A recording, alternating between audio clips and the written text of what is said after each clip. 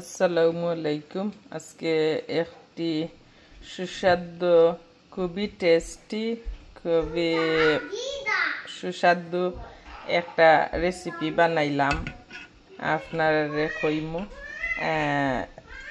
প্রথম আমি দুধ এরপরে ডালচিনি এগুলো হলো ডালচিনি আর এটা তো সবে চিন্তা তেজপাতা ডালচিনিগুলো তো আপনারা চিন্তা বাদে সুগার দিয়া শুধু দুধরে আমি জাল দিছি মনে হয় 15 মিনিট রাইটলা।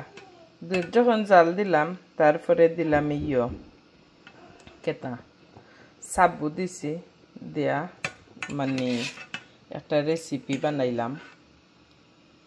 ওলা বানাইয়া খাইলে খুবই টেস্ট পাইবাই, খুবই টেস্ট হইব। আমার আম্মার লাগি বানাইছি এগুলা। আমার আম্মা একটু অসুস্থ, সবাই দোয়া করবাই। আমার বাপ নাই, লাসি আর মিশিগানাই আমি লস করছি আমার ফাদার। এখন আমার আম্মাও একটু অসুস্থ, সবাই দোয়া করবা আমার আম্মার লাগি।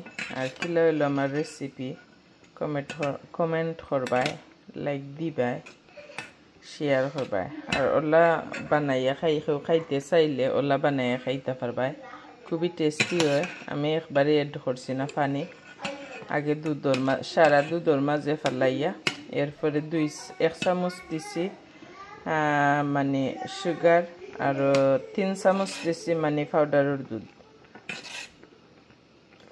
দুধ আমি এড করছি লিকুইড দুধের সাথে, কোনো পানি এড করা হয়েছে না। ওলা বানাইয়া খাইলে খুবই টেস্ট লাগে। জানি না খার কিলা লাগবো, বাট আমরা কাছে ভালো লাগে এলা। সবাই ভালো থাকো, সুস্থ থাকো। আসসালামু আলাইকুম।